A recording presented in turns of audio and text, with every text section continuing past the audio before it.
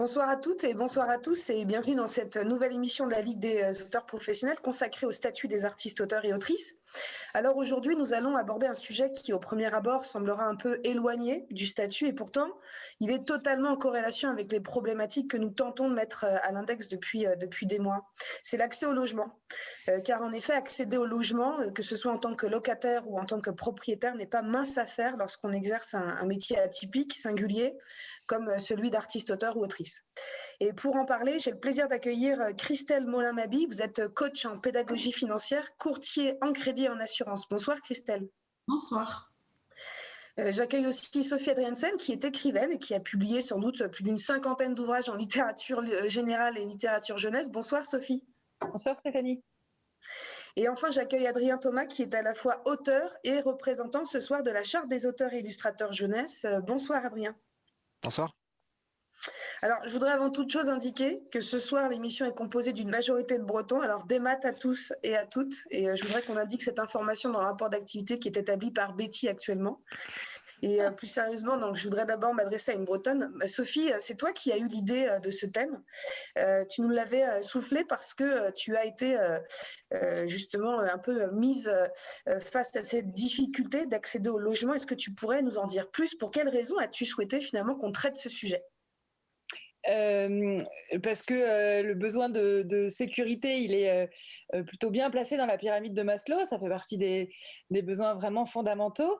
Et que moi, je me suis retrouvée confrontée à cette problématique quand j'ai cherché à louer pour la première fois un appartement, pour la première fois après être devenu artiste-auteur.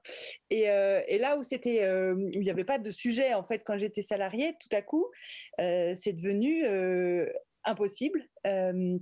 Je cherchais donc à louer à Paris un appartement que j'avais les moyens de payer et j'avais des contrats d'édition et des feuilles d'imposition qui me permettaient de louer. Et j'étais aussi propriétaire d'un studio dont je touchais les loyers chaque mois. Et en fait, j'ai visité 70 appartements. J'ai présenté plus de 40 dossiers. Mon dossier a été retoqué à chaque fois. Et en fait, quand je demandais pourquoi, on me répondait systématiquement, on a choisi quelqu'un qui a des revenus. Donc moi, le fait d'avoir comme source de revenus des droits d'auteur, c'était pas considéré comme des revenus suffisants. Le fait que ma rémunération soit composée de droits d'auteur et d'un loyer qui rentrait, c'était pas rassurant parce que les bailleurs me disaient oui, mais si votre locataire arrête de vous payer. Donc, du coup, je ne savais pas quoi opposer à ça. Et donc, encore une fois, j'avais les moyens de payer les appartements auxquels je prétendais. On m'a demandé si mes parents ne pouvaient pas être caution. J'avais des cautions qui n'étaient pas parentales, parce que je trouvais que j'avais plus l'âge de demander à mes parents de m'aider, et puis ça ne s'y prêtait pas. Et j'ai fini par... je spoil direct, je dis comment j'ai trouvé un appartement ou... Oui. Oh, on peut garder un peu de suspense, mais tu nous diras à ce moment-là après. Je vais demander à Adrien peut-être de nous dire si déjà lui ça lui parle. Enfin, je veux dire en tant que représentant de la charte, est-ce que toi au sein de tes membres tu as déjà eu ce type de retour-là de difficulté à propos du fait de trouver un appartement justement?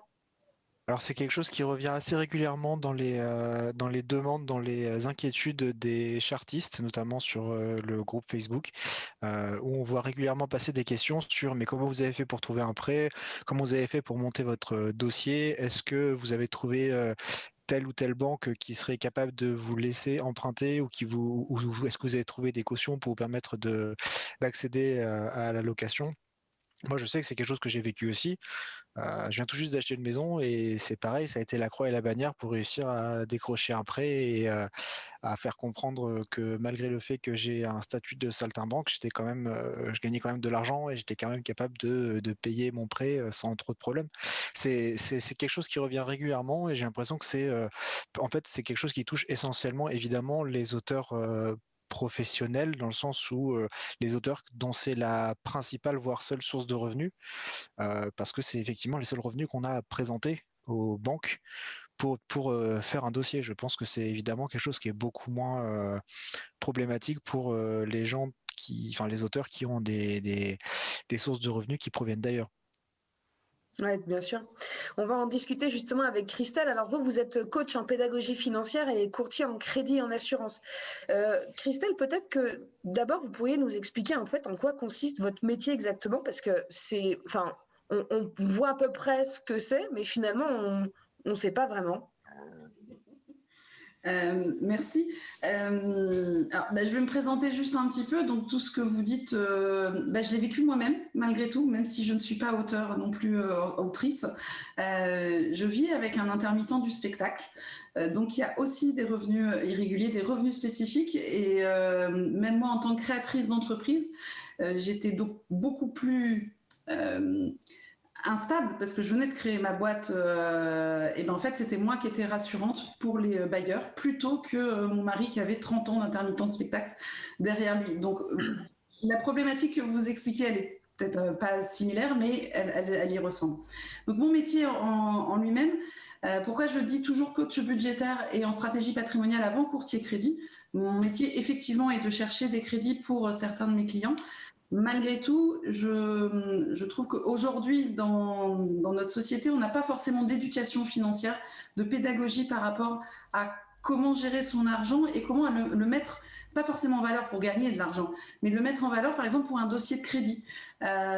Si des personnes viennent me voir en amont pour pouvoir réaliser leur projet, on va pouvoir travailler pour que le dossier soit, alors moi j'ai l'habitude de dire, le plus sexy possible auprès des banquiers, pour que en fait ils comprennent que même si les revenus sont spécifiques, sont un peu irréguliers, ils sont sérieux. C'est pas parce qu'on a des revenus qui sont pas d'un salariat ou fonctionnaire, c'est pas pour ça qu'on présente un risque supplémentaire par rapport à ces gens-là. Donc c'est vraiment de travailler sur cette pédagogie, comment mettre en place les choses. Et la stratégie patrimoniale, après, c'est pour travailler de façon globale avec les personnes sur une vision à plus ou moins long terme sur leur projet. Voilà. Allez-y. C'est vrai que c'est intéressant. Enfin, en tout cas, on va essayer de comprendre comment faire pour faire en sorte que son dossier soit sexy, justement. C'est un peu l'objectif de ce live, c'est d'avoir des outils très pratiques qui nous permettront de surmonter un peu ces difficultés qui sont liées parfois à cette activité. Alors, Sophie, dis-nous comment tu es parvenue à trouver un appartement après 70 visites. Je précise que moi, je cherchais toute seule et que je ne voulais pas faire de faux bulletins de salaire parce que ça, je sais que c'est passible du pénal. C'était ma limite. Donc, un ami qui s'était porté garant m'a proposé, ensemble, on a eu cette idée que ces éléments qu'il m'avait passés en tant que caution, j'allais les ajouter à mon dossier, faire croire qu'on était en couple et qu'on s'installait ensemble. Et c'est comme ça que j'ai réussi à obtenir un appartement que malgré tout, j'ai obtenu parce qu'il y avait un rafraîchissement à faire, parce qu'on m'a dit en fait que mon ami gagnait trop par rapport à l'appartement que je cherchais à obtenir, parce que moi je cherchais un loyer à la hauteur de mes moyens, et lui il avait de très très hauts revenus. Et donc, les bailleurs, ensuite, ont eu peur qu'on soit un jeune couple qui cherche un appartement pour se poser quelques mois avant de trouver plus grand pour faire un enfant ou d'acheter. Donc, moi, j'avais rien dit qui insinuait l'une ou l'autre de ces un autre problème, en fait. Mais ouais, voilà. Et je n'ai eu un appartement finalement que parce qu'il y avait une nécessité de rafraîchir. Donc le propriétaire s'est dit, ils vont pas s'en aller tout de suite si ils ont passé 3 semaines à faire de la peinture, etc. Donc j'ai obtenu cet appartement-là avec le rafraîchissement en échange d'une ristourne sur le premier loyer. Et 3 semaines après être dans l'appartement, j'ai fait partir d'abord, nous sommes allés à l'agence signer le bail. Là, la personne de l'agence m'a demandé si je souhaitais figurer sur le bail, étant donné que j'avais pas de revenus. Je trouvais ça horrible. J'ai dit oui, bien sûr, j'y tiens. Et 3 semaines après, j'ai fait partir un courrier recommandé signé de mon ami, par lequel je disais que il se retirait du bail. J'avais potassé mon sujet, je savais que j'étais dans mon bon droit. En face, elle n'était pas au courant, donc elle m'a dit « Ah d'accord, on remet tout de suite l'appartement sur le marché ». J'ai dit que nenni, je suis co-signataire du bail, donc je peux rester. Et c'est comme ça qu'enfin, j'ai eu le droit d'avoir mon appartement à moi, que j'ai bien sûr payé tout au long de l'occupation, et sans jamais enfreindre la loi. Voilà. Donc en fait, pour toi, ça viendrait de quoi en réalité? Ce serait un problème de reconnaissance de vos activités professionnelles, un problème de considération à l'égard de ce que vous faites. Enfin, d'où ça viendrait très concrètement? On m'a dit, il n'y a rien qui atteste des sommes que vous gagnerez à En l'avenir. raison des rémunérations. Oui, donc on vous souhaite que ça continue à marcher comme ça marche, mais ce n'est pas parce que vous avez gagné tant cette année qu'on peut être sûr que vous gagnerez la même somme l'année prochaine. Et ça, en fait, ça fait partie de mon métier. Donc ça, pour le coup, à vie, ça va être comme ça. À vie, je pense que je ne saurais pas combien minimum je gagnerai l'année suivante. Et quand il y a des critères stricts du genre, j'ai vu parfois 3,7 fois le loyer, ben voilà, il y a des critères et il faut l'assurance de gagner au moins ça sur le long terme en contrat à durée indéterminée. On est en train en plus de traverser une période de crise sans précédent. Alors j'imagine, Christelle, que ça n'aide pas. Enfin, vous, en tant qu'experte, comment quel est quel regard vous portez sur cette problématique que les auteurs et autrices vivent? Et dans le contexte particulier qu'on traverse, comment on peut réagir par rapport à ça? Ça ne va qu'empirer en réalité. Alors en fait, par rapport à ce que disait Sophie, je voulais rebondir. Au-delà d'avoir la crainte pour le bailleur ou pour l'agence de l'absence, du niveau de revenu que vous aurez l'année prochaine, c'est surtout, et c'est pour ça que je reviens sur la pédagogie, c'est qu'ils ne connaissent pas ces statuts. Et je pense qu'il y a un vrai sujet d'explication comment fonctionne. Moi, j'aime bien travailler sur des exemples un peu précis, et donc je reviens sur l'exemple de mon époux où il a fallu que j'explique comment fonctionnait le système d'intermittence du spectacle. Mais je le fais de la même manière avec des banquiers qui parfois ont 10-15 ans de banque derrière eux, mais qui n'ont jamais rencontré soit un auteur, une autrice, un intermittent du spectacle, ou alors qu'ils ne connaissent l'intermittence du spectacle, parce que c'est quand même aussi des revenus spécifiques, que par l'acteur le plus connu et qui gagne des cachets à des millions d'euros. Donc en fait, ils ont une vision complètement décalée de ce qu'est la réalité. Donc c'est en ça où la pédagogie, elle devient importante. Et pour moi, ça c'est mon rôle quand j'ai par exemple des clients comme vous, auteurs ou autrices, ou avec des revenus bien spécifiques et atypiques. Et bien, la première chose à faire, c'est déjà de bien comprendre le système, donc parce que je ne connais pas tout, c'est vrai que le terme expert, non, voilà, j'ai une expérience là-dedans. Et ensuite, de pouvoir rediffuser l'information. Et en fait, vous, c'est un peu de la même manière, c'est-à-dire qu'à partir du moment où on peut diffuser correctement, simplement, de façon même ludique, comment ça fonctionne, quel statut j'ai, mais en fait, vous n'avez pas de garantie de rémunération, mais comme un salarié, surtout dans une époque comme aujourd'hui, un salarié ne peut pas prévaloir que l'année prochaine, sa boîte sera toujours en état d'activité ou que lui, il aura toujours un salaire qui arrivera. Et même aujourd'hui, on le voit avec le chômage partiel, il y a des réductions de salaire. Donc, en fait, c'est simplement expliquer comment ça fonctionne et comment on peut les rassurer. Et là, rentre le rapport humain, même si c'est dans du logement, c'est des bailleurs, la seule chose qu'ils veulent, c'est être sûr que leur loyer soit payé. Alors, peut-être pas tous les bailleurs, ok, mais quand même, il y en a certains qui sont en capacité d'entendre que parfois, il vaut mieux quelqu'un qui a un salaire moins fixe que d'avoir quelqu'un qui a un revenu fonctionnaire. Il faut savoir quand même, c'est une information intéressante dans le sens où sur le marché locatif, les moins bons payeurs, ce sont les fonctionnaires. Donc, comme quoi, ça ne veut rien dire. Et c'est bien une façon de leur expliquer et de leur présenter le dossier. Alors, je parlais de dossier sexy parce que on peut dire un dossier carré, un bon dossier, bien expliqué, on peut dire tout ça, mais en fait, c'est vraiment que c'est comme dans tout. C'est comme quand on présente un livre, une nouvelle publication, un projet, et ben en fait, il faut que l'autre en face, il puisse entendre et comprendre ce qu'on veut faire passer comme message. Et du coup, j'ai une question. Quand vous parlez de présentation de façon très concrète, est-ce que c'est à l'oral, au moment où on présente le dossier, ou est-ce que c'est à l'écrit un élément qui va être joint au dossier? Alors, moi, je joins des éléments écrits. C'est-à-dire que moi, je m'exprime beaucoup en schéma et en dessin. Et donc, en fait, j'essaye de rendre très ludique, vraiment, c'est ce terme-là, qu'en un seul schéma, on puisse comprendre et être rassuré sur l'avenir. En fait, que ce soit un banquier ou un bailleur, il va faire ce qu'on appelle une analyse de risque, comme un assureur.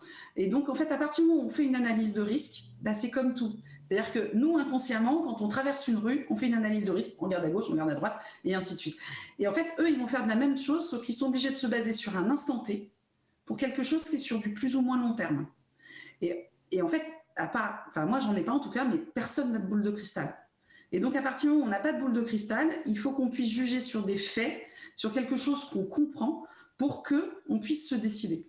Et donc, alors à l'oral, pourquoi pas, le document écrit peut-être simple, avec à la fois un mélange de juridique et d'explications facilitantes, en tout cas du statut et de contraindre le risque, peut permettre à une décision plus favorable. Parce que moi, c'était en 2014, mais c'était à Paris et les circonstances ne permettaient pas le dialogue. En fait, on faisait la visite groupée, on avait fait la queue dans l'escalier et on posait le dossier sur une pile. Donc justement, si c'est écrit, je pense qu'effectivement, ça veut dire que c'est lu avant même qu'on arrive aux avis d'impôt. Donc ça me paraît intéressant. Et puis en tout cas, oui. Pardon. Allez-y. Comme dans un dossier de crédit, en fait, par exemple, si je travaille avec une personne qui a des revenus atypiques ou spécifiques, je ne sais pas quel terme vous préférez employer, moi je dis irrégulier, mais en fait irrégulier, je trouve que ça a un côté péjoratif qui est faux. C'est juste que votre travail fait que, mais comme le mien, moi je ne fais pas du tout votre métier, mais j'ai des revenus irréguliers, atypiques, spécifiques, parce que c'est moi-même qui crée mes propres revenus. De présenter par exemple un bailleur ou un banquier et de tenir compte de ses conditions d'octroi, donc de se mettre à son niveau à lui. Alors bizarrement, il faudrait que ce soit lui qui se mette à notre niveau, mais c'est l'inverse qui se fait. Vous, par exemple, on va prendre une moyenne sur les 3 dernières années.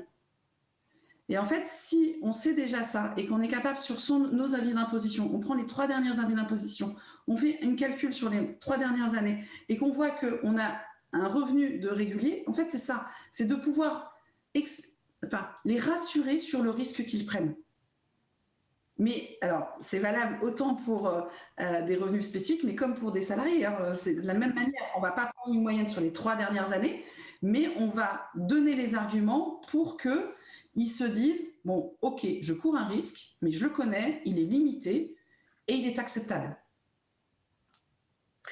On va essayer de porter un éclairage sur certaines notions qui reviennent souvent quand on discute de l'accès au logement et de la propriété. On parle d'offre d'achat, de compromis de vente, d'acte authentique, tout ça n'est pas forcément très clair pour le non-spécialiste. Alors, on vous a préparé une petite vidéo pour faciliter la compréhension de ce vocabulaire.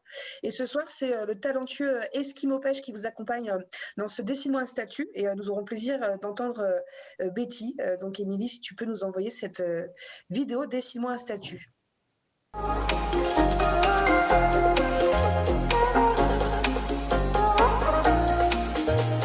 Quelles sont les règles de base à connaître lorsque l'on s'apprête à acheter un bien immobilier ? Une offre d'achat est la première étape indispensable.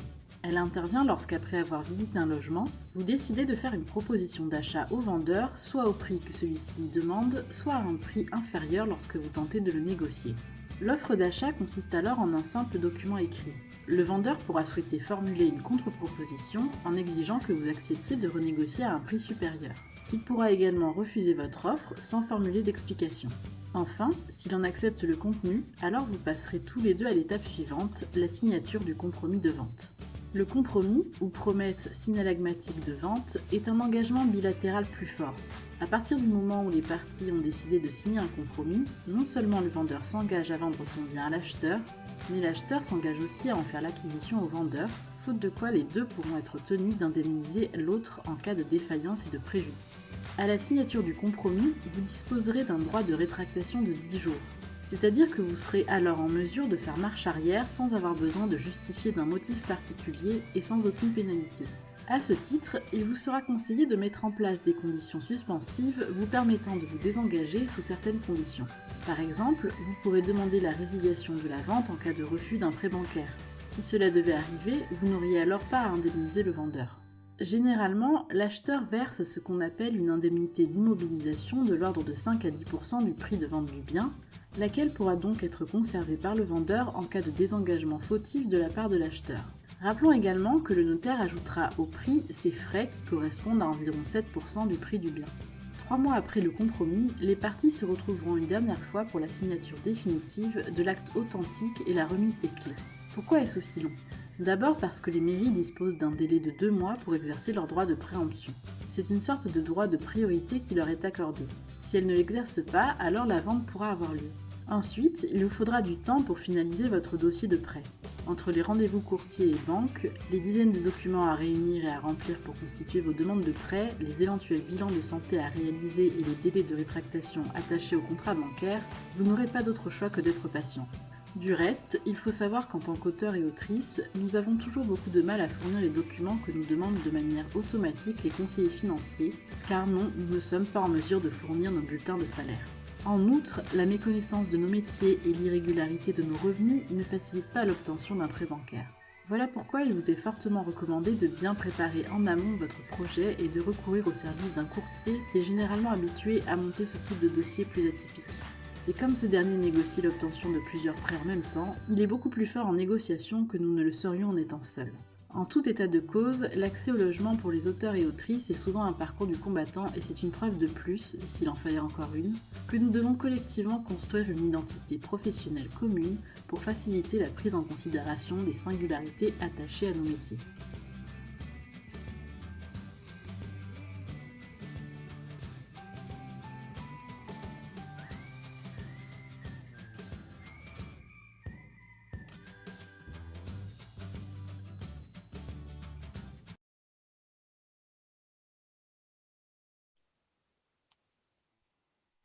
Merci Émilie de cette vidéo. Adrien, donc tu nous as dit en début d'émission que tu venais juste de finaliser un achat. Est-ce que tu peux nous en dire plus? Quelles difficultés as-tu rencontrées? Est-ce que ça a été simple? Dis-nous tout. Alors, j'ai signé la vente vendredi dernier, donc ça fait vraiment pas longtemps. Pour obtenir un prêt, j'ai acheté en Bretagne, donc c'est une très chouette région, mais l'avantage c'est que l'immobilier est très très peu cher aussi. Mais même pour réussir à avoir un prêt qui vole pas forcément très haut, j'ai triché. Aussi, alors j'ai pas violé la loi, hein, mais j'ai pas utilisé le réseau qu'on utilise habituellement quand on est par exemple salarié. C'est-à-dire que, alors, la première chose à faire, ça c'est pas de la triche, c'est quelque chose d'important. Ce que je conseillerais, c'est toujours de prendre un courtier ou une courtière. Parce que c'est l'équivalent pour acheter en immobilier, c'est l'équivalent d'un agent littéraire pour les auteurs et les autrices. C'est-à-dire c'est quelqu'un qui vous obtiendra des meilleurs taux, qui vous fera gagner beaucoup de temps, qui va les négocier à votre place, qui va au casse-pif à votre place et qui finira par vous faire signer des contrats beaucoup mieux que ce que vous auriez négocié. Donc dans tous les cas, s'il y a moyen, je pense que c'est un bon conseil, c'est prendre un courtier, ça coûte en plus pas si cher que ça sur le prix total d'une maison. Et du coup, j'ai pris une courtière. Je lui ai expliqué ma situation de saltimbanque. Elle a fait des gros yeux. J'ai dû lui réexpliquer jusqu'à ce que ce soit bien clair. Je lui ai fait un dossier le plus sexy possible, du coup. L'un des problèmes qu'on a eu, d'ailleurs, j'en profite pour mettre une petite pique, c'est que j'avais besoin de 3 ans d'ancienneté de déclaration de cotisation URSSAF. Et bon courage pour trouver 3 ans de cotisation URSSAF quand j'ai pu en sortir qu'une seule, celle de 2019, parce que celle d'avant, forcément, c'était la GSA, et la GSA pour retrouver les documents, bon courage. Donc en gros, déjà pour les auteurs, c'est compliqué d'acheter avant 2 ans. Et du coup, avec un dossier qui était quand même relativement pas mal, enfin je gagne pas non plus des milliers des cents, mais je gagne ma vie correctement. J'ai envoyé ma courtière au casse-pipe et elle est revenue un peu embêtée en mode bon c'est compliqué. Parce que je suis allé voir elle est allée voir plein de banques et la plupart lui ont dit oui, non, ouais, c'est chaud. Et en fait, la tricherie que j'ai faite, c'est que je l'ai envoyé vers mon ancienne banque qui m'avait déjà accordé un prêt immobilier à l'époque où j'étais en CDI et où j'étais respectable, et qui m'avait déjà offert accordé un prêt immobilier pour acheter une autre maison que j'ai entre-temps revendue, et avec qui du coup je suis dans sa banque depuis 2015. Donc elle a 6-7 ans de visibilité sur mes comptes. Elle a vu que j'étais jamais à découvert, elle a vu que que je gagnais régulièrement de l'argent, que j'avais des arrivées qui étaient certes irrégulières, mais qui au final, en comptant à l'année, ça marchait très bien. Et elle m'a vu faire quelques coups immobiliers qui n'étaient pas mauvais à côté. Enfin bref, en gros, elle avait l'expérience en fait. Et en fait, là, ce qui m'a sauvé, ce qui m'a permis d'accéder au prêt, c'est le fait que j'avais une relation de longue durée avec ma banquière. Et du coup, j'ai acheté en Bretagne et ma banquière est située en Touraine. Et c'est comme ça parce que il y avait que elle qui voulait bien monter un dossier pour me prêter de l'argent en fait. Ça, c'est peut-être quelque chose qui compte dans les dossiers. En effet, le fait d'avoir des relations un peu longues avec son conseiller financier et qui nous connaît. Alors, et à la fois, parfois qu'on n'a pas le temps de connaître parce que le monde de la banque est parfois réputé pour ça. On a des conseillers et puis en fait, au bout de 2 ans, ce ne sont plus les mêmes. Est-ce que ça peut être quelque chose qui nous bloque dans l'accès au prêt, justement? Christelle, quel est votre regard par rapport à ça? Alors, en fait, je rejoins tout à fait ce que disait Adrien. L'historique, en fait, le banquier qui vous connaît, même s'il ne vous connaît pas, parce que vous ne le voyez pas souvent, parce qu'il est en Touraine et que vous achetez en Bretagne, donc vous ne le côtoyez pas très régulièrement, malgré tout, il a un historique. Il a un historique et dans une banque, on est tous notés. Et donc, en fait, en fonction de son fonctionnement de compte, on a plus ou moins une bonne note.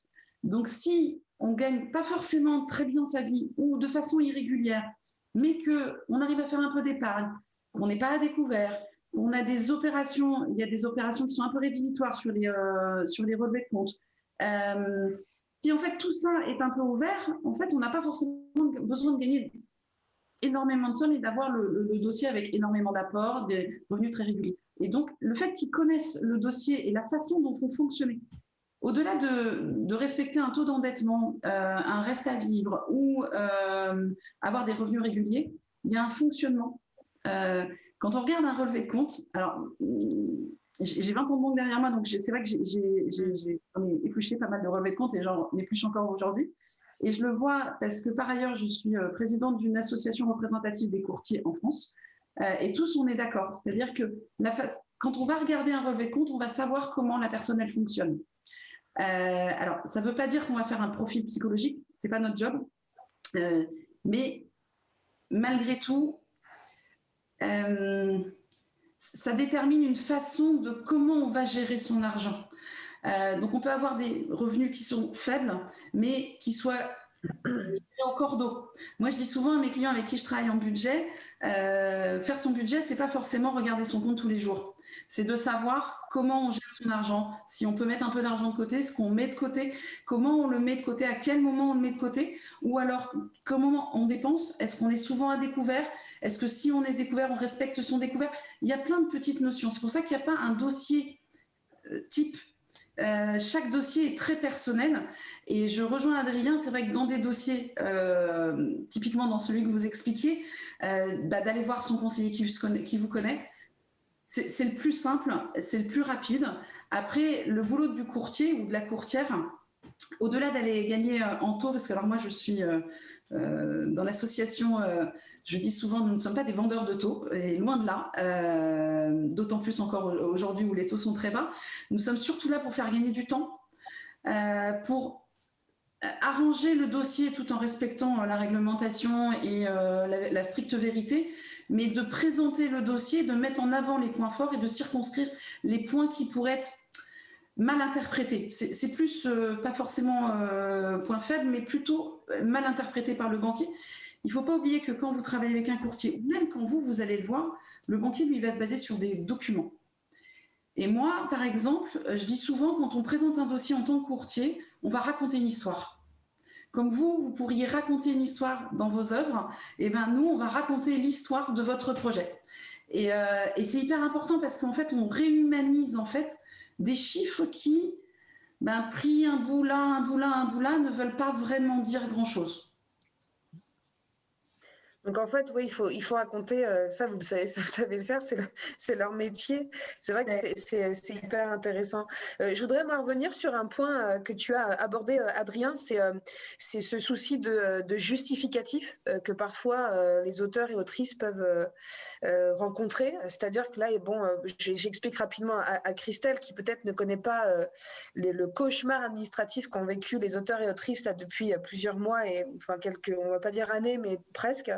Il y a eu une transition en fait qui a été à l'origine en effet de beaucoup de difficultés. Toi, Sophie, c'est quelque chose qui a pu t'empêcher, mais que ce soit d'ailleurs pas forcément que pour l'accès au logement, je dirais pour tous les à côté du métier, je sais pas, accéder à une place en crèche, quelque chose comme ça. Enfin, tout ce qui finalement fait partie de la vie, quoi. Est-ce que ce statut professionnel d'auteur, qui n'existe pas, on se bat d'ailleurs au quotidien pour qu'il existe et qu'il soit renforcé, est-ce que c'est le fait qu'il ne soit pas connu et tout ce qu'il y a à côté, c'est ce cauchemar administratif, comment est-ce que concrètement ça peut finalement être quelque chose tu vois, qui sème encore plus la zizanie dans votre quotidien d'auteur, justement?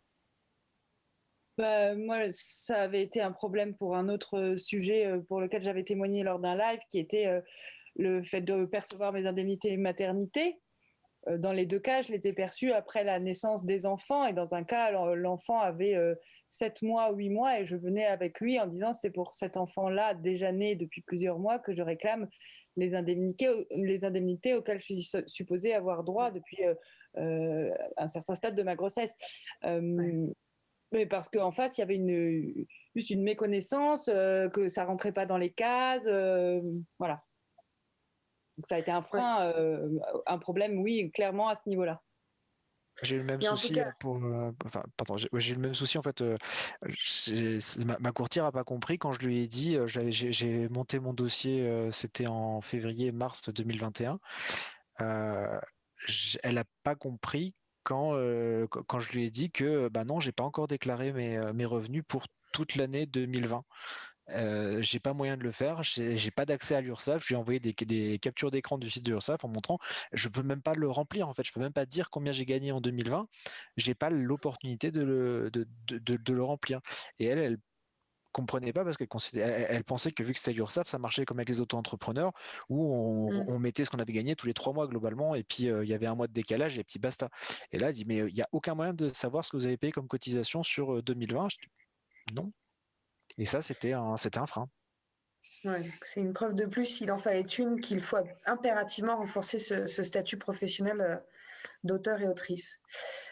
Christelle, vous nous avez parlé donc d'un dossier sexy. Alors, est-ce qu'on pourrait un peu quitte à faire un peu de caricature, mais qu'est-ce qui est rédhibitoire dans un dossier de prêt? Quand on monte un dossier de prêt dans une situation, qu'est-ce qui peut véritablement s'apparenter comme quelque chose de très handicapant. Le mot est très maladroitement choisi, mais l'idée est simplement, qu'est-ce qui peut être un frein, un obstacle à l'obtention d'un prêt, par exemple? Alors, je dirais, celui qui me vient à l'esprit, là, le premier obstacle qui me viendra à l'esprit, au-delà de revenus atypiques ou irréguliers, c'est la gestion du compte. Vous, Adrien, qui avez contacté une courtière il n'y a pas très longtemps, je pense que dans les premières pièces qu'elle vous a demandé, c'est les 3 derniers mois de vos relevés de compte. Oui. C'est systématique. Pourquoi? Parce que en 3 mois, on arrive à voir toutes les charges qui passent. Parce qu'elles sont soit mensuelles, soit trimestrielles, soit bimensuelles. Donc c'est pour ça qu'on demande toujours 3 mois d'antériorité. Et il y a une chose qui est rédhibitoire, c'est les commissions d'intervention qui apparaissent sur les comptes. C'est même au-delà du découvert. Puisque le découvert, si vous n'avez pas de commission d'intervention, c'est que le découvert est autorisé. Si vous avez des commissions d'intervention, c'est que soit vous êtes en dehors de votre découvert, soit vous êtes dans votre découvert, mais depuis bien trop longtemps. Et en fait, ça, c'est rédhibitoire. Donc, il y a ce type d'écriture. Alors, s'il y en a une de temps en temps, si on en voit une sur les 3 mois, on peut l'expliquer.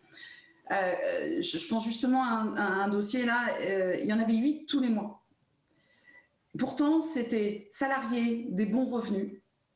Eh bien, je peux vous dire que ça a été la croix et la bannière pour trouver quelque chose. Et ma seule solution a été de retourner voir son banquier actuel, d'ailleurs. Donc, comme quoi, ça marche aussi dans d'autres circonstances. Mais c'est vrai que c'est pour ça que je vous disais, le profil bancaire va même au-delà du revenu. C'est pour ça, c'est un ensemble de choses, mais ça, c'est rédhibitoire. Les jeux en ligne, c'est rédhibitoire. Quand on voit toutes les cartes bleues de jeux en ligne, il fut à une époque, c'était les chèques de casino. Ça, c'est pareil, c'était rédhibitoire. Ouais. Il y a des choses comme ça, des écritures qui sont rédhibitoires. Donc ça, voilà. Après, le reste, je reviens toujours à la même chose. Alors, vous avez l'impression que je vais me répéter, mais c'est d'expliquer les choses, d'avoir une antériorité de vos rémunérations sur les 3 dernières années, d'avoir peut-être un prévisionnel, une sorte de projection sur ce que vous allez percevoir, et en fait, de raconter l'histoire que les revenus sont peut-être pas fixes, mais ils sont linéaires. Il y a toujours des revenus, il y a toujours une capacité. Quelque chose qui pourrait être, moi souvent, ce qu'on regarde, c'est le saut de charge. Je prends un exemple bateau. Vous êtes locataire, vous payez 700 € de loyer, et puis vous voulez acheter une maison, et la mensualité, elle va être de 1100 € de loyer. Donc en fait, il y a un delta de 400 € entre la location et le fait de devenir propriétaire. Quand on est propriétaire, on a plus de charges. Puisqu'on a la taxe foncière, tout est à votre charge s'il y a des réparations à faire, alors que quand on est locataire, on passe un coup de fil à son bailleur, quand il est sympa, il paye, et en fait, vous n'avez pas plus de charges. Donc, c'est ce saut de charge qu'il va falloir justifier. Au-delà des revenus, c'est comment vous pouvez payer ce saut de charge. Et en fait, ça va être soit l'épargne, soit parce que vous avez cette capacité d'épargne mensuelle, donc qui montre que vous êtes capable de le prendre en compte, ce saut de charge. Donc, ça veut dire que typiquement, on peut, alors c'est peut-être maladroit de le dire comme ça, mais on peut essayer de préparer un peu ce dossier en rendant comme en fait il s'agit souvent de justifier les derniers mois précédant la demande, en fait, ça se prépare en quelque sorte. On peut peut-être commencer à essayer de montrer notre capacité à rembourser un peu plus que ce que l'on paye en loyer, par exemple. C'est ce genre de choses, en fait, qu'il s'agit de faire. En fait, il est intéressant quand on commence à avoir l'idée de devenir propriétaire. Alors là, je parle pour les propriétaires, pas forcément pour les locataires. On reviendra justement sur la location après, oui, tout à fait. Et ben en fait, c'est de le préparer en amont et d'aller voir un spécialiste. Enfin, ça peut être son banquier aussi, hein, parce que le banquier qui faisait réellement son travail, il est là aussi pour en amont accompagner son client. Donc, si le client vient le voir en lui disant moi, j'ai un projet, j'aimerais bien acheter d'ici 6-7 mois, qu'est-ce que je peux faire? Normalement, il est là pour vous dire ça, il faudrait que vous l'amélioriez dans tout ce qui est évidemment faisable. Et si vous allez voir un courtier ou une courtière, automatiquement, il ou va vous accompagner à créer le dossier qui pourra vous permettre de pouvoir accéder au crédit. Et commencer par arrêter de jouer au poker, du coup. Par exemple, on peut poker. Il ne faut juste pas que ce soit voilà. Vous savez, ça peut être plusieurs choses. Je vais prendre l'exemple des serveurs. Les serveurs, ils ont en général un tout petit fixe et ils vivent énormément sur leur pourboire. Par exemple, on peut avoir un dossier où sur le relevé de compte, moi, c'est parce que je pense à ce dossier-là, le banquier il est revenu me faire voir et puis il me dit mais en fait, il mange comment ce monsieur? Et là, je lui dis en fait, sur les pourboires, mais ça n'apparaît nulle part. Donc, en fait, il faut juste l'expliquer et l'adapter à chacune des situations. Bien sûr. Ouais. Sophie, tu veux réagir à ce que... Oui, sur la propriété, parce que du coup, après les mésaventures locatives, je suis devenue propriétaire et en fait, les éditeurs, ils nous versent les droits d'auteur au premier semestre et parfois, c'est dans la nuit du 30 juin au 1er juillet, parfois, c'est 2 ou 3 mois plus tôt. Et moi, quand j'avais ce projet-là, j'ai eu l'occasion de le dire à une de mes éditrices qui spontanément m'a dit « Ah, tu voudrais qu'on te verse les droits d'auteur en février plutôt qu'en avril ?» Donc, on parlait de storytelling et de fait d'humaniser les relations. Et voilà, j'ai aussi cette expérience positive-là où du coup, j'aurais jamais pensé à le demander, mais c'est une éditrice, mon éditeur, celui qui me donne le plus d'argent chaque année, chez qui j'ai le plus de droits d'auteur, qui m'a proposé ça. Et voilà, c'est aussi quelque chose qu'il faut avoir en tête, c'est que ces 6 mois-là de trésorerie, en général, ils se font un peu sur le dos des auteurs. Et s'il y a une fois dans sa vie un moment où on a besoin que la trésor elle soit, enfin que les versements soient déclenchés quelques mois plus tôt, je pense que dans le cadre d'une bonne relation, c'est possible de l'obtenir. En tout cas, du coup, pour moi, ça a été le cas. Merci beaucoup de ton retour précieux. Vous avez en tout cas nourri, je pense, vraiment ce débat. C'est très intéressant d'avoir vos retours. On va écouter des témoignages d'auteurs et autrices qui ont eu par ailleurs des difficultés, soit pour accéder à la location, soit pour accéder à la propriété. C'est la rubrique Ma vie, mes œuvres. Émilie ?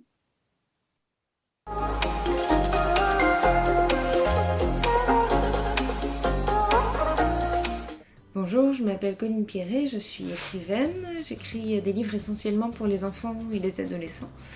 Puis j'ai fondé une petite maison d'édition avec mon compagnon Martin Page qui s'appelle Monstrographe. Bonjour, je m'appelle Isabelle Vlodarzik, je suis autrice jeunesse à temps plein depuis une dizaine d'années et je voulais témoigner des difficultés d'obtenir un prêt bancaire quand on est auteur. Bonjour, je m'appelle Marie Vareille, je suis écrivain depuis une petite dizaine d'années. J'ai publié 9 romans en littérature adulte et jeunesse. En ce qui concerne l'accès au logement, depuis que je suis écrivaine, ça fait 8 ans, je n'ai fait qu'acheter. J'ai acheté 2 fois ma résidence principale. Donc je suis pas passée par la location et je crois que c'est tant mieux parce que ça a l'air très compliqué. Je sais que beaucoup sont obligés de faire des faux papiers, d'avoir de faux emplois ou d'être de faux étudiants pour parvenir à louer. Alors dans mon cas, c'était un cas qui me semblait pourtant assez simple puisqu'il s'agissait de racheter une soulte, c'est-à-dire que j'étais déjà propriétaire de la moitié de ma maison. J'avais donc uniquement une partie de la somme à emprunter. Et en l'occurrence, comme j'avais un apport, j'avais uniquement 25% du prix de la maison empruntée. Ce qui me semblait du coup une évidence, je pensais que ça ne poserait aucun problème. Mes revenus sont stables globalement et en gros, je déclare à peu près un peu plus de 1 800 € par mois, ce qui me semblait donc largement suffisant pour emprunter une somme dérisoire.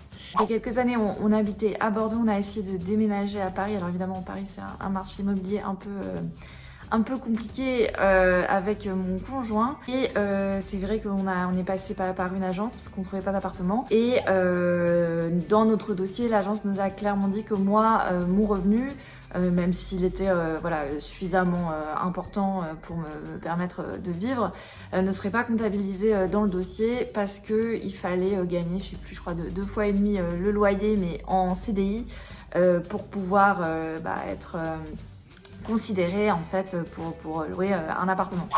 Au final, comme je venais de déclarer mes revenus en BNC, la banque a retenu mes revenus avec la 34% d'abattement, c'est-à-dire les revenus abaissés de 34%, et ils ont considéré qu'avec 2 enfants, mon reste à vivre n'était pas suffisant. Du coup, c'est devenu une espèce de parcours de combattant, c'est-à-dire qu'il était impossible d'emprunter cette somme. Moi, en achat, j'ai eu moins de difficultés. Peut-être parce qu'on était 2 et le fait d'être 2 semble rassurer les banques et puis aussi parce que mon conjoint et moi, par un hasard tout à fait hasardeux, il se trouve que nos revenus étaient stables sur les 3 dernières années et que quand l'un gagnait nettement moins une année, l'autre gagnait nettement plus et ce qui fait que à chaque fois c'était très régulier. Et c'est vraiment ça, je crois, qui a rassuré les banques et qui a permis qu'on ait un prêt sans trop de difficultés. Qu'est-ce que j'ai fait face à ces difficultés ? J'ai envie de dire, on ne peut pas faire grand-chose au niveau individuel. Dans cette histoire de logement, j'ai fait comme on fait quand on est étudiant, c'est-à-dire que j'ai demandé à mes beaux-parents, en l'occurrence, d'être caution. J'ai de la chance parce que j'étais pas seule, on était 2, que mon mari gagnait suffisamment d'argent pour rassurer le propriétaire, qu'on avait cette caution. Mais si j'avais été seule, si j'avais eu personne pour se porter caution, sincèrement je ne sais pas du tout comment j'aurais fait. Ensuite on est passé par un courtier, peut-être aussi que c'est une solution qui rend les banques moins frileuses parce que c'est le courtier finalement qui a visé nos déclarations de revenus et qui a considéré qu'avec nos déclarations de revenus c'était suffisant et c'était suffisamment stable aussi. Et je pense que les banques se fient en fait à ce que lui choisit. En tout cas, je suppose que c'est ce qui nous a aidés. Je me suis tournée vers des courtiers qui n'étaient pas intéressés parce que le montant emprunté était trop faible et qu'à moins de 100 000 €, en gros, c'est pas très intéressant pour eux. Donc il a fallu que je trouve des subterfuges et le seul que j'ai trouvé, ça a été de diminuer la somme à emprunter. Il a fallu que je diminue sérieusement cette somme pour pouvoir réaliser mon prêt. Donc un vrai parcours de combattant, que je fournisse 5 années de revenus, que j'hypothèque ma maison pour une somme dérisoire et que je fournisse d'autres garanties comme la maison d'un héritage que je possède en copropriété. Voilà, donc un vrai parcours de combattant, j'insiste. C'est vraiment compliqué et c'est uniquement dû au fait que notre statut n'est pas du tout clair aux yeux des banquiers qui considèrent que je suis auto-entrepreneur. Ils ne comprennent pas du tout ce que c'est qu'un artiste-auteur et ils croient qu'on a réellement 34% de charges. Alors est-ce que j'ai une solution? Non, à part évidemment créer un statut d'écrivain un peu moins précaire qui rassure les acteurs de l'immobilier, ou je sais pas, proposer certaines formes de garants publics en cas de non-paiement des loyers, enfin des choses susceptibles de rassurer les agences et les propriétaires. Mais voilà, ce que je disais tout à l'heure, c'est que je pense que ça fait partie finalement de quelque chose de plus vaste, qui est qu'on considère malheureusement qu'un écrivain ne travaille pas. Et voilà, moi je suis et ça fait des années que je suis entourée d'écrivains, de gens qui bossent mais comme des malades. Il y en a plein qui s'en sortent à peu près parce qu'ils travaillent énormément, parce qu'ils se battent tout le temps et que c'est jamais reconnu comme un travail. Il y a une telle insécurité finalement, il y a tel manque de garantie. Non seulement c'est un manque de garantie pour soi dans sa vie personnelle sur les revenus qu'on veut avoir, mais qui se reflète aussi à l'extérieur et qui forcément a une influence si on veut louer un appartement, si on veut faire un prêt par exemple immobilier quand on veut acheter. Voilà, toutes ces choses pour lesquelles on demande une certaine garantie de revenus.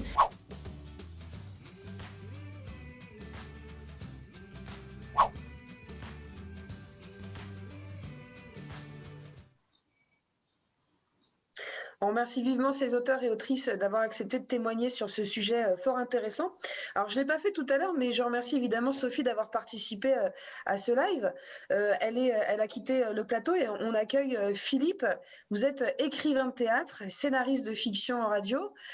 Comment allez-vous, Philippe? Et alors, quel est votre rapport au sujet? Qu'est-ce que vous pensez de ce sujet, tout simplement?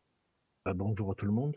Et je pense que c'est un sujet primordial, capital dans la vie de chacun. On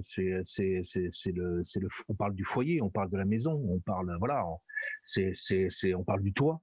Hein, on recherche tout ça toute notre vie, d'avoir un certain confort. C'est aussi très souvent la signification d'une ascension sociale ou d'une régression sociale. La maison nous suit, voilà, c'est toute notre vie. Et elle a aussi des significations philosophiques, affectives. La maison de papa et de maman, la maison de famille, la maison des grands-parents. Voilà, c'est même certaines maisons ont une vraie vie au sein des familles. Elles ont une vraie entité. Donc c'est vraiment là, on parle de quelque chose d'absolument essentiel. Et en plus, pour les auteurs, c'est un lieu de travail, c'est un lieu de réflexion, c'est un lieu d'analyse, c'est un lieu oui, c'est ce que je veux dire. Voilà, on a besoin, on est presque à la limite dans un cocon. Voilà. Moi, je recherche les ondes. Je suis un peu idiot quand je cherche un appartement, je cherche un endroit où je me dis instinctivement, là, je serais bien pour écrire. Voilà, je serais bien pour travailler. Ça me semble correct. C'est vraiment pour moi déterminant. Vous voyez, de suite, je regarde un appartement en fonction de ça, en ce qui me concerne mon travail, puisque moi j'ai des amis qui arrivent à écrire dans les bistrots, qui arrivent à écrire sur un bon public. Alors moi je ne peux pas. Moi-même une mouche me gêne. Donc il faut vraiment que je sois tranquille dans l'espace où j'écris. Oui, donc là, à l'approche d'un confinement généralisé, on peut se dire que ça va être assez compliqué, sans doute, pour réaliser son activité d'auteur ou d'autrice, quoi. On va s'organiser. Ouais, on va être patient. Vous, en tant qu'auteur, vous avez eu des difficultés particulières. Comment est-ce que votre métier a pu être parfois un obstacle, ou au contraire, est-ce qu'il a pu vous aider à accéder au logement de façon générale? C'est un obstacle. Ouais. Évidemment, je pense que là, si je rencontre un jour un auteur qui me dit que ça a été un privilège pour lui d'être auteur quand il a voulu acheter sa maison, C'est impossible, ça n'existe pas. Moi, j'ai une anecdote là-dessus. Il se trouve que si, bon, ça n'a rien à voir, mais il se trouve qu'en fait, mon dossier est arrivé en même temps qu'un autre dossier pour acheter ma maison. Et d'un dossier vachement plus sérieux que moi, enfin dans le sens où ils avaient des vrais revenus en CDI, tout ça. Et les anciens propriétaires, qui étaient les enfants de la personne qui habitait avant la maison qui est décédée, ont préféré mon dossier parce que leur père était un grand lecteur et qu'il aimait beaucoup lire et qu'il adorait, il avait des très grandes bibliothèques et qui se sont dit que pour lui faire honneur, ils préféraient avoir un auteur dans les lieux plutôt que quelqu'un d'autre. Donc pour la première fois de ma vie, le fait d'être auteur a eu un impact positif sur ça. Voilà, je pense que c'est très rare quand ça arrive, mais c'est une belle ça arrive. Comme quoi ça arrive. En fait, moi j'ai eu 2 périodes professionnelles dans ma vie. C'est que pendant très longtemps, j'ai été comédien et metteur en scène, donc le statut d'intermittent du spectacle. Et puis l'écriture marchant de mieux en mieux pour moi en tant qu'auteur de théâtre et scénariste de fiction radio, je me suis éloigné des plateaux pour me rapprocher du clavier. Et donc j'ai connu les 2 situations qui sont aussi pénibles l'une que l'autre. Mais intermittent du spectacle, il y avait parfois un avantage au moins, c'est que si on travaillait pour une compagnie, si on travaillait sur un spectacle qui marchait, on pouvait montrer des fiches de salaire sur plusieurs mois, parce que je vous ai écouté, Christelle, et c'est ça, il faut raconter une histoire. Et c'est vrai que la première des histoires qui plaît aux oreilles du banquier, c'est la régularité, la régularité des salaires. Et ça lui plaît. C'est vraiment de suite, là, on sent qu'on touche quelque chose d'important chez lui. Et donc, ça, si on avait cette possibilité, comme moi j'ai eu parfois pour louer certains appartements, de montrer qu'on travaille dans une grosse compagnie, qu'on a enchaîné 2-3 spectacles qui marchaient, que bon, voilà, grosso modo, c'est pas forcément... Il peut y avoir des trous. Évidemment, le statut d'intermittent de spectacle est bien là pour pallier à certains petits trous d'activité, voilà, entre 2 spectacles, parfois plus longs que prévu, plus long que souhaité. Mais voilà, donc ça pouvait encore marcher.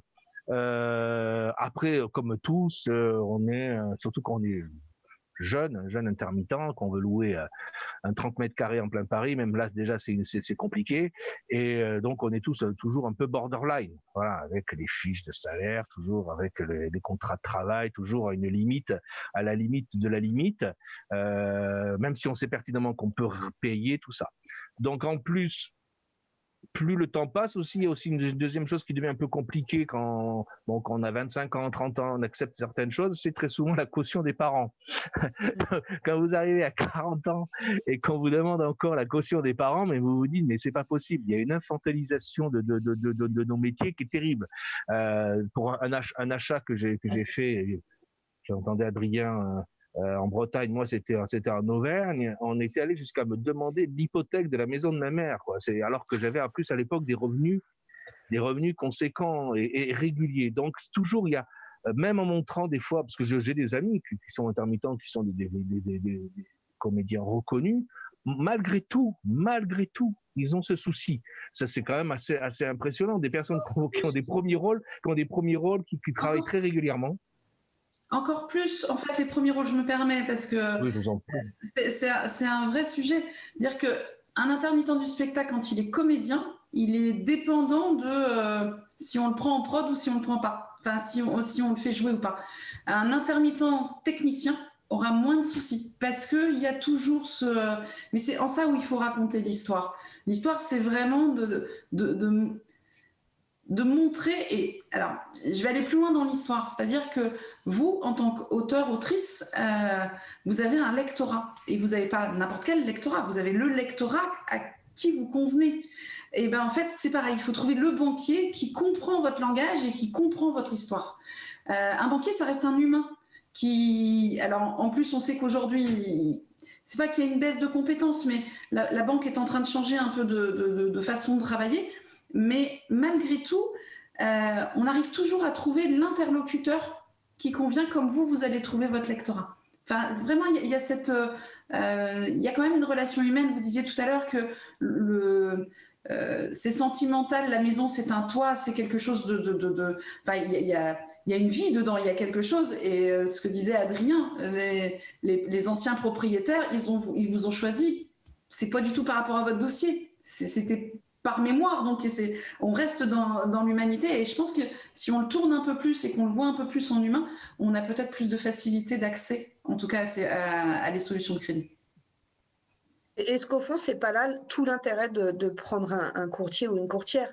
C'est-à-dire que vous savez, vous connaissez aussi le paysage dans lequel vous évoluez, vous avez peut-être par ailleurs connaissance d'éléments de ce type, à savoir que dans telle banque, il y a un regard tout particulier qui est donné aux intermittents, ou au contraire, généralement, les dossiers d'intermittents passent moins dans ces banques parce que pour une raison X ou Y, enfin, ce que vous venez de dire en fait. Est-ce que là, pour le coup, je veux dire, moi, j'ai réussi en tout cas à accéder à la propriété avec mon conjoint intermittent grâce à un courtier, et je pense souvent d'ailleurs à cette personne parce que si elle n'était pas intervenue dans notre projet, je pense qu'on n'aurait pas malheureusement pu accéder à la propriété. Et justement, c'est quelqu'un qui avait pris en considération cette singularité, en tout cas l'intermittence de mon conjoint, et ça a été quelqu'un de capital. Enfin, en tout cas, son intervention a été capitale dans la réalisation de ce projet.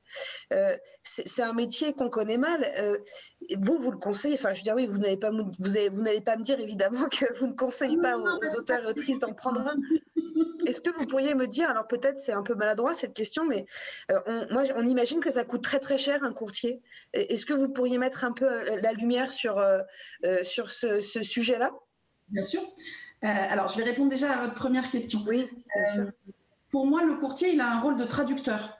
C'est-à-dire que le courtier, son job, c'est de vous écouter, de comprendre la situation de chacun et ensuite de le traduire en langage bancaire pour que, toujours pareil, le dossier il puisse être entendu, vu et étudié. Un courtier, est-ce que ça coûte cher? En fait, il y a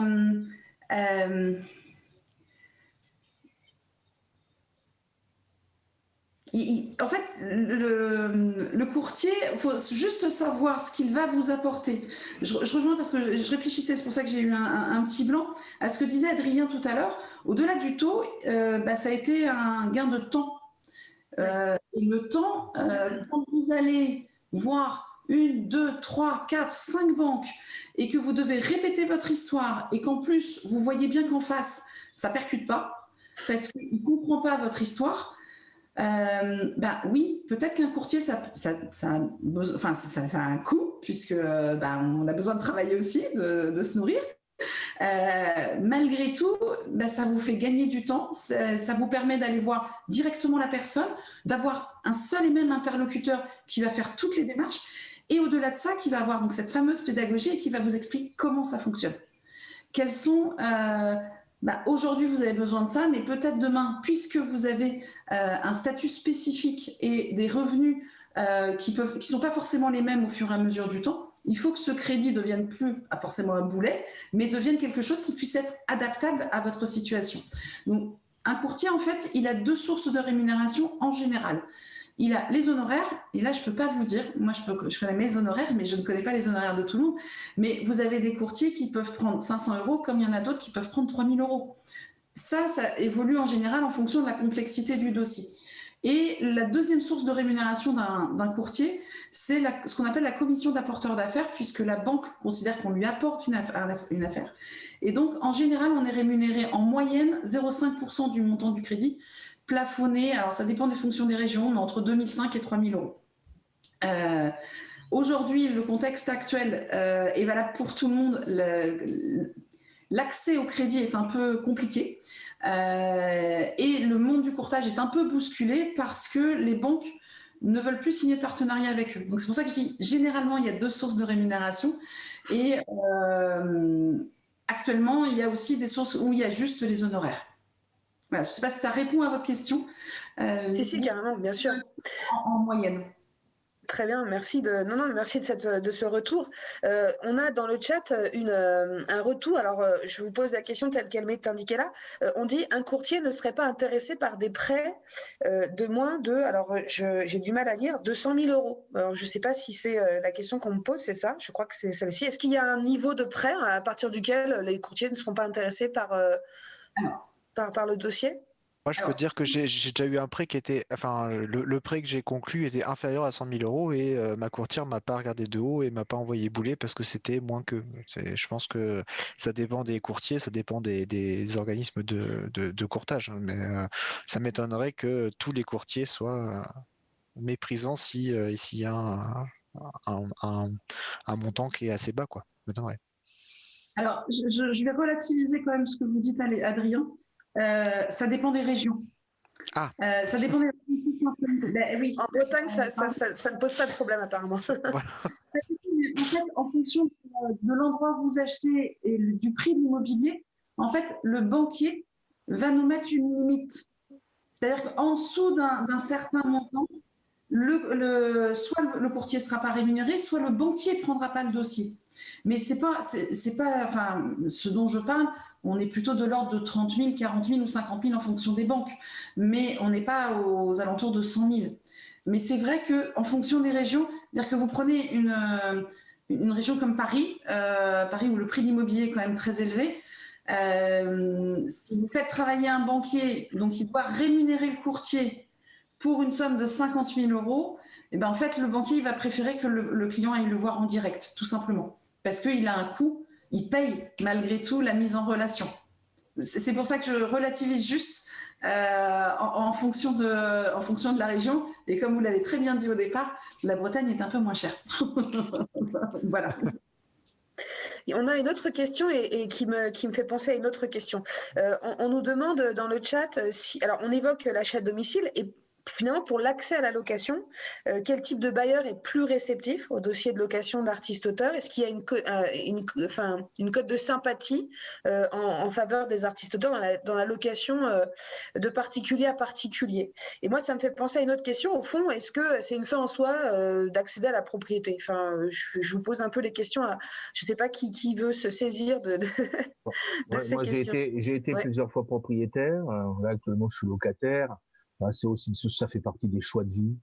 Voilà, c'est vrai qu'à une époque de ma vie, je trouvais que c'était bien d'être propriétaire. Et puis après, voilà, maintenant je suis locataire à Paris, en plein cœur de Paris. Et je le vis très bien.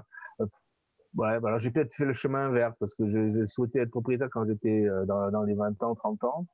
Et puis maintenant que je suis quinca, père de famille, je suis locataire. Bon, j'ai fait un peu le chemin à l'envers.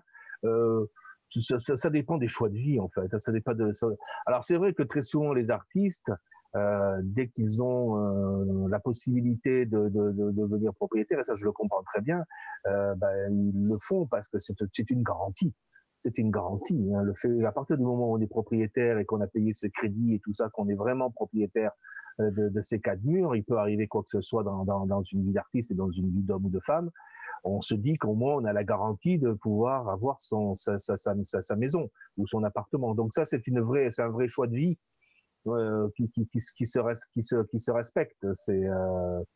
Ça dépend. Ça dépend de là aussi où on vit. Hein. C'est vrai que moi j'ai été propriétaire en banlieue, j'ai été propriétaire en Auvergne. Bon, propriétaire en plein cœur de Paris, c'est pas le même investissement non plus. Donc voilà. C'est ça aussi. Ça dépend de son chemin, je pense. Voilà. Il peut y avoir aussi une autre vision. Alors, je voudrais répondre à la première question par rapport à la location. J'ai pas de réponse réelle, mais je me permets quand même de dire que je n'en ai pas. Moi, je crois beaucoup au réseau dans ces cas-là. En fait, au réseau de connaissances. En plus, je trouve qu'aujourd'hui, il y a vraiment un système de réseautage important par les réseaux sociaux. Et c'est peut-être plus par ce biais-là qu'on a plus... Parce qu'en fait, c'est toujours pareil, on remet un peu d'humanité puisqu'on connaît la personne qui connaît la personne et qui connaît la personne. Alors qu'un bailleur qu'on ne connaît ni d'Ève ni d'Adam, c'est toujours plus compliqué. Et là, c'est pareil, il va falloir raconter une histoire, lui réexpliquer comment ça fonctionne. Et il va falloir donner beaucoup d'arguments pour pouvoir le rassurer. Voilà. Quant à la notion de locataire ou de propriétaire, je suis complètement d'accord avec vous, Philippe. C'est une histoire de choix de vie, de temps. Après, il y a quand même une réalité. En France, on est des terriens. C'est comme si historiquement, on est élevé l'accession à la propriété de sa résidence principale.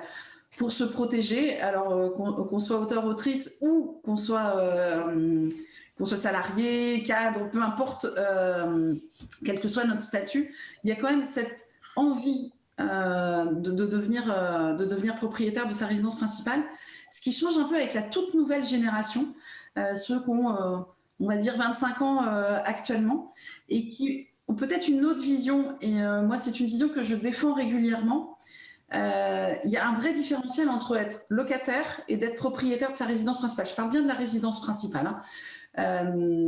Quand on est locataire, j'ai pris l'exemple tout à l'heure, si vous avez quelque chose à réparer dans votre maison qui est en dehors de la prise électrique, hein, qui touche vraiment à la structure, c'est à la charge du bailleur. Vous n'avez pas c'est quand même moins onéreux d'être locataire que d'être propriétaire. Et le prix, si on fait un prix constant, hein, évidemment, le prix du mètre carré à la location, il est moins cher que le prix du mètre carré à l'accession à la propriété. C'est-à-dire que pour une mensualité et un loyer équivalent, vous aurez plus de surface en location que vous ne l'aurez en propriété. Donc ça, c'est une première chose. Et la deuxième chose, c'est que quand on est locataire, alors moi, c'est une notion auquel je tiens énormément, c'est qu'on est plus libre que quand on est propriétaire. Alors si on est sur une ville comme Paris où, et encore en ce moment, c'est pas tout à fait le cas, mais où ça l'était avant la crise sanitaire, vous décidiez de vendre, le lendemain c'était quasi vendu, ou dans la semaine qui suit, parce que le marché est extrêmement dynamique, ce qui n'est pas tout à fait le cas aujourd'hui, mais on est dans une situation bien particulière. On ne quitte pas un logement dont on est locataire de la même manière qu'on va quitter une maison ou un appartement dans lequel on est propriétaire. Et cette nouvelle génération, elle a une vision peut-être un peu différente de nous qu'Inca. Pardon Adrien, je pense, même Stéphanie.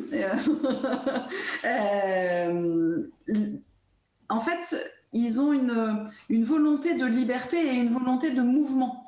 Et le fait d'être propriétaire, c'est statique. On n'achète pas une maison ou un appartement pour un an. En général, on y reste un peu de temps. La location permet d'être dans le mouvement et de pouvoir bouger, de pouvoir faire un peu ce qu'on veut. Et par contre, ils veulent acheter de l'immobilier, mais pour que ça devienne du locatif. Parce que là, toutes les charges qui sont normalement pour vous quand vous êtes propriétaire de votre résidence principale, qui ne sont pas déductibles de quoi que ce soit, là, elles le sont quand vous êtes locataire. Quand vous êtes propriétaire bailleur, pardon. C'est-à-dire que tous les frais que vous engagez dans l'appartement que vous avez loué deviennent déductibles de vos impôts, des revenus locatifs. Ça, on va pas, je pense pas que ce soit le sujet du soir. Mais c'est vrai que c'est peut-être une vision différente et une ouverture sur peut-être autre chose et sur cette histoire qu'on a de devenir absolument propriétaire de sa résidence principale. Et j'entends bien ce que vous disiez, Philippe.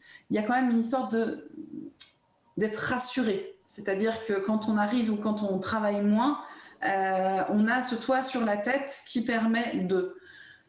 Moi, je donne le contre-exemple. Oui, effectivement, on a moins de revenus, on est propriétaire, on a toujours les mêmes charges.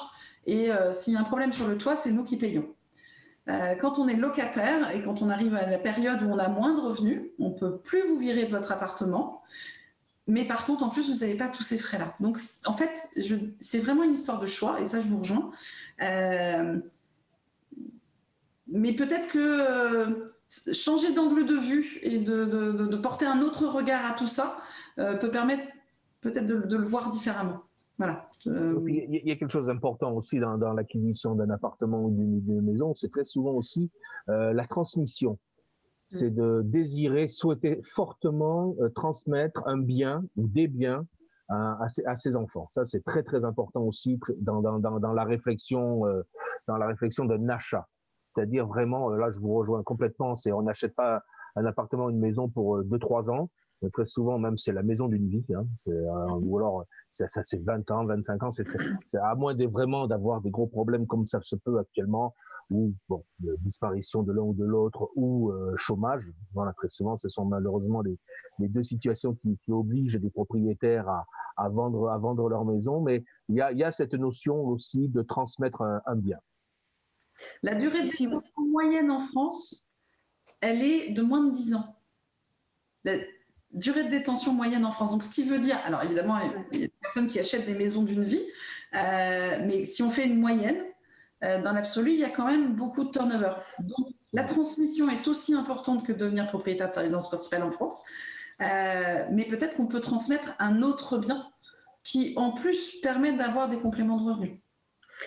Et du reste, on a, sans tomber dans une caricature, mais du reste, on a aussi beaucoup d'exemples, je pense, dans les champs amicaux ou familiaux, de transmission qui se passent mal, où finalement les enfants finissent par se disputer pour des poignées d'euros qui n'ont pas. Enfin, vous voyez. Donc finalement, est-ce que c'est des cadeaux qu'on transmet à ses enfants parfois? Peut-être pas. Enfin, en tout cas, on peut aussi avoir ce recul. Il y a les droits de succession aussi qui peuvent se révéler très onéreux. Oui, c'est finalement, quand on y pense. C'est comme un dossier de crédit, tout ça, ça se prépare. Il faut juste en parler, échanger, trouver la bonne personne qui peut vous accompagner. Mais que ce soit la transmission, tout type de projet, en fait, il y a toujours quelqu'un qui peut vous accompagner et en tout cas vous amener l'information. On ne va pas partir dans les droits de succession, mais en fait, tout dépend du nombre d'enfants, tout dépend du nombre de parents encore qu'elle a. Enfin, voilà. Et il y a tellement de subtilités et de cas spécifiques et de cas individuels qu'en fait, c'est difficile de faire une règle générale. Oui. Bien sûr. Ouais. Il y a une question moi, qui me vient, c'est la question de la territorialité, parce que, artiste-auteur, on peut exercer ce métier partout en France, à la fois. Peut-être que dans certains domaines de la création, il faut être près de ses interlocuteurs, et peut-être que ces interlocuteurs se trouvent à Paris, justement. Alors nous, à la Ligue des auteurs professionnels, on sait d'où viennent nos adhérents, et en fait, ils sont globalement situés partout en France, c'est-à-dire qu'il y a une représentation à peu près hétérogène de toutes les régions. Philippe, quand on est auteur de théâtre comme vous, il y a des théâtres partout, c'est vrai, mais à la fois, est-ce qu'il n'y a pas une obligation d'être à Paris ? Et de fait, est-ce que c'est pas plus compliqué pour, encore une fois, accéder au logement? Alors ça, c'est vrai que Paris attire beaucoup les auteurs et les autrices, parce qu'il y a une concentration de théâtre énorme, que ce soit le théâtre privé ou le théâtre public, ça c'est certain. Après, bien sûr, il y a tout un réseau théâtral à travers le territoire, là, surtout des théâtres privés et bien sûr les CDN, les scènes nationales, les scènes conventionnées. Mais c'est vrai que très souvent, Paris attire parce que c'est aussi proche de tous les théâtres. On peut rencontrer des metteurs en scène, on peut penser de pouvoir le faire. Donc on est souvent très très très attiré. C'est vrai qu'il y a aussi quand même malgré tout en France des coins qui sont des aires culturelles en ce qui concerne le théâtre, où il est très difficile de travailler en tant qu'auteur de théâtre. Après, comme la plupart des auteurs, on n'a pas une obligation de vivre à Paris. On peut vivre dans un petit village en Savoie et travailler très bien en tant qu'auteur ou autrice de théâtre. Ça pose pas de souci. Mais très souvent, on est attiré quand même par la vibration de Paris. On est attiré par ce qui se passe. Mais bon, comme la plupart des auteurs, on peut aussi être complètement dans un petit village. Mais c'est compliqué parce que on parlait de réseau tout à l'heure. Voilà, nos métiers qui sont quand même des métiers très, très irréguliers, très aléatoires, fonctionnent énormément par le pouvoir du réseau, par les connaissances. On sait qui est qui, on sait qui fait quoi. Voilà, c'est très important pour nous. On a besoin de ça, puisque les règles de nos métiers sont quand même très aléatoires. Donc, il faut aussi se raccrocher aussi à l'humain. C'est-à-dire les amis qu'on connaît depuis des années, avec qui on travaille, avec qui on a travaillé, avec qui peut-être on va travailler. Voilà, c'est pour ça que c'est très important pour nous d'être sur Paris. Mais tout à l'heure, je parlais du côté justement intermittent du spectacle. Mais alors, pour les auteurs de théâtre, c'est quand pour accéder à la propriété ou accéder à la location, alors là, c'est pire que tout. C'est pire que tout parce que nous, on a deux sources de revenus qui sont vraiment liées à nos écrits. Ce sont les droits de représentation, donc les droits d'auteur liés à la représentation des pièces de théâtre, et les droits à l'édition. Donc, les droits à l'édition, c'est peanuts, parce que nous, on édite à 500, 1000 exemplaires si c'est un succès. Donc, vraiment, l'édition théâtrale est très confidentielle. Nous, nos revenus, et c'est pour ça que toujours, d'ailleurs, avec les autres syndicats, organisations, nous, les auteurs de théâtre, on est toujours entre deux chaises, parce qu'on est aussi très liés au plateau et très liés aux droits de représentation. Mais ça, pour le montrer à un bailleur, c'est vraiment très fluctuant. Alors après, on a les droits accessoires, c'est-à-dire les commandes d'écriture et la plupart du temps les ateliers d'écriture. Donc tout ça, c'est très fluctuant. C'est à la limite, comme je disais en début de discussion, il vaut mieux presque être intermittent parce qu'on peut des fois montrer qu'on a travaillé pendant 6 mois de suite, là on a des contrats. Voilà, ça, on a des contrats, on montre des contrats. Donc je pense comme tout le monde d'ailleurs comme tout le monde, moi la dernière maison que j'ai achetée, je suis passé par un courtier. Voilà, je ne pouvais pas faire autrement. Pourtant j'avais des revenus réguliers qui montraient que voilà, j'étais quelqu'un qui ramenait de l'argent régulièrement à la maison.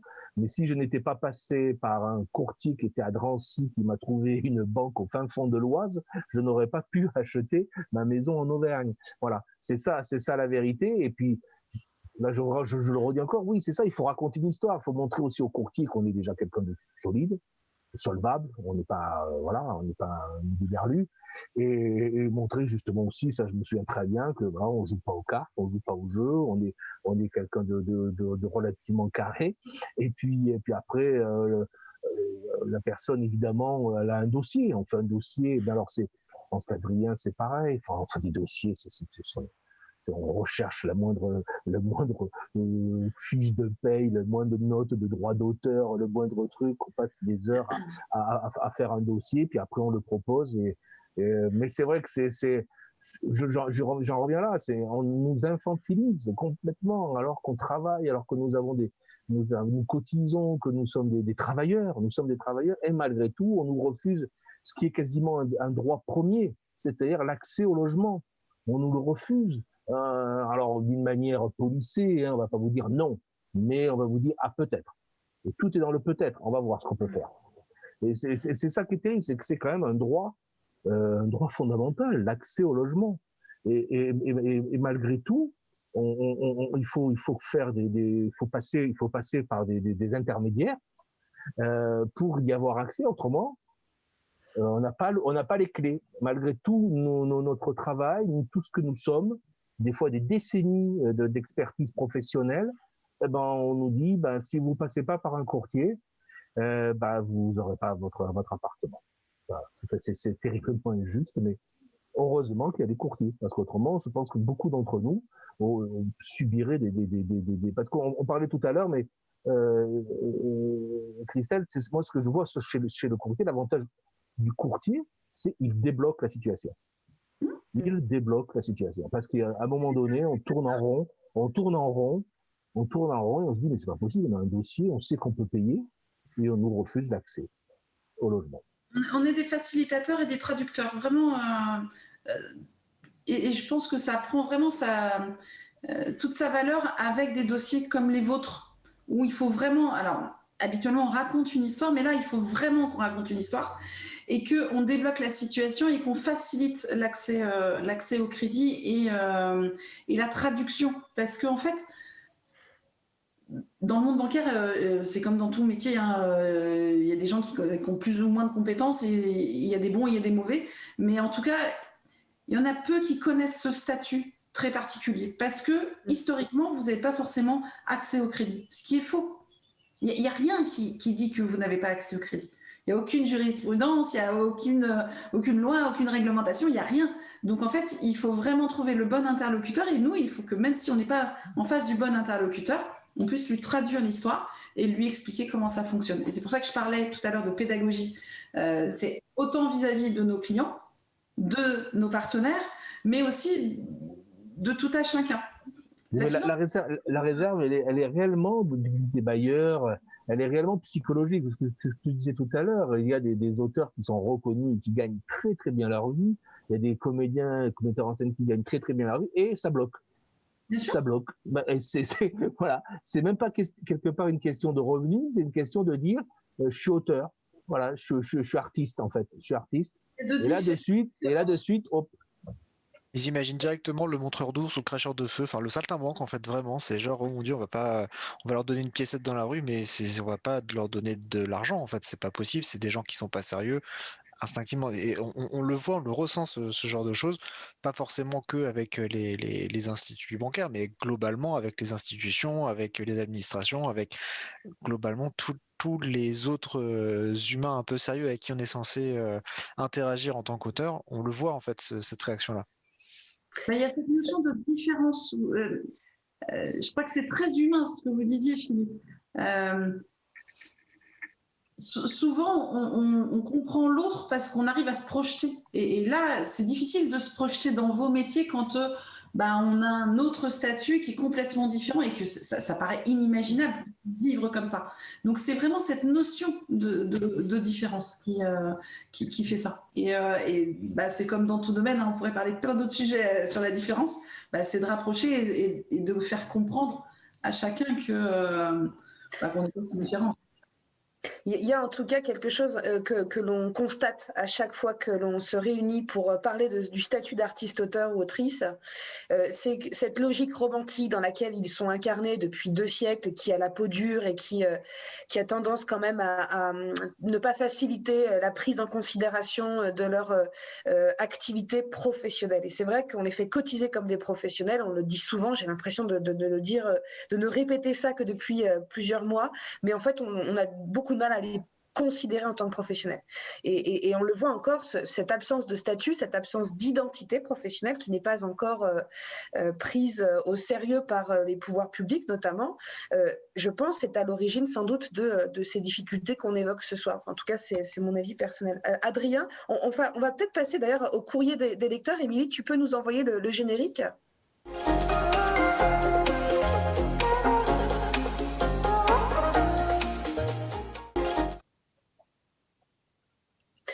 Adrien, est-ce que tu peux, je ne sais pas, peut-être proposer un petit retour sur l'ensemble des choses qu'on a vues ce soir. Est-ce que je ne sais pas, quel est ton recul par rapport à ce sujet-là après avoir entendu Christelle, Philippe et Sophie ?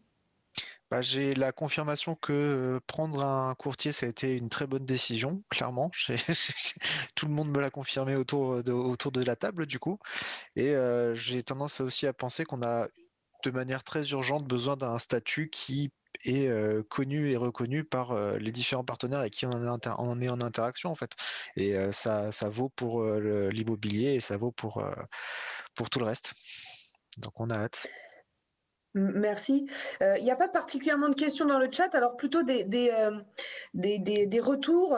Je cite notamment une personne qui nous dit que quand on n'a pas de retraite, mieux vaut capitaliser dans la pierre. Alors bon, il y a un problème majeur, mais quand on est artiste-auteur, c'est que les soucis de retraite, on fera un live dédié spécialement aux retraites, mais pour essayer de résumer les choses à Christelle, beaucoup d'auteurs n'ont pas été en mesure de cotiser normalement pendant les 45 dernières années et ils se retrouvent, vous avez peut-être entendu parler de ça, privés justement de certains droits à la retraite. Donc, en effet, on peut envisager ça comme une façon de contrecarrer ce problème. Philippe, vous voulez réagir à ça? Et d'ailleurs, au live en général?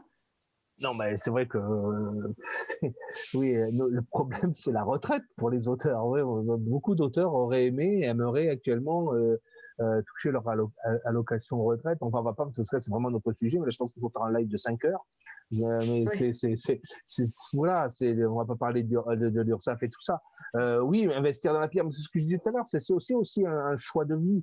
On peut le faire, on n'a pas envie de le faire, ça dépend de la région dans laquelle on vit. Investir dans la pierre à Paris, c'est plus complexe qu'en Bretagne ou en Auvergne. Voilà, c'est aussi là où on est situé. Après, chacun voit midi à sa porte, mais c'est vrai que nous, on est dans des métiers où Adrien le disait très bien. Comment voulez-vous qu'un bailleur, qu'un simple propriétaire nous respecte alors qu'on n'est pas respecté par les pouvoirs publics? Voilà. C'est ça, c'est aussi simple que ça. C'est qu'on n'a aucune considération du pouvoir politique et des pouvoirs politiques qui se sont succédés depuis des décennies. Hein. C'est pas uniquement ce qui se passe actuellement. Donc on nous maintient, parce qu'enfin voilà, je fais 30 secondes de petite politique. Hein, on nous maintient dans cette incertitude. On nous maintient dans cette position de dominé et de dépendance. On le fait exprès. On se heurte à des institutions, des organismes, des pouvoirs politiques qui ne veulent pas que les artistes accèdent à des droits professionnels, à des statuts professionnels. Voilà, c'est aussi simple que ça. Il y a aussi, d'un côté, des considérations psychologiques, mais aussi et surtout des considérations financières. Bien sûr. Il y a un petit retour dans le chat. Alors, je vais le lire. Je vais le lire explicitement. Donc, personne qui dit, j'imagine que le courtier sert aussi à protéger le moral en quelque sorte des troupes. Il dit parce qu'à force, je cite, de se prendre des bâches, ça use. Alors, qu'est-ce que vous en pensez, Christelle? Et peut-être je vais vous demander de donner votre avis sur ce retour. Oui, j'ai pas l'habitude de parler comme ça, donc je répète ce que dit le spectateur. Mais alors, qu'est-ce que vous en pensez de ça? Est-ce que c'est le rôle du courtier également? Oui, en fait, on sert de tampon. Et puis, on est là pour rassurer. Et comme le disait très bien Adrien tout à l'heure, en fait, quand il est passé pour son acquisition, sa courtière, a priori, elle a eu quelques difficultés à trouver le financement. Mais si à chaque fois, on faisait des retours, les énervements qu'on peut avoir par rapport au banquier, lui expliquer, mais si, il peut payer. Oui, non, on est là pour faire le tampon et au contraire pour rassurer et remonter le moral des troupes. J'aime beaucoup cette expression. Donc, très bien. Vous voulez donner un mot de conclusion également sur ce live de ce soir, Christelle? Alors moi, je dirais pas mieux qu'Adrien. Je pense qu'il y a une vraie urgence, effectivement, que vous ayez un statut bien posé, bien... vous travaillez, quoi. Enfin, vous payez des charges comme des pros et c'est juste inacceptable d'être dans cette situation. Et voilà, je vous rejoins là-dessus. Donc, je ne peux pas dire plus. Bon, ce sera le mot de la fin en tout cas. Je vous remercie vivement tous les trois. Merci d'abord de nous avoir aussi donné la chance de connaître votre métier, Christelle, parce qu'on ne connaissait pas du tout ce métier-là et je crois que c'est vraiment très intéressant d'avoir eu cet éclairage-là.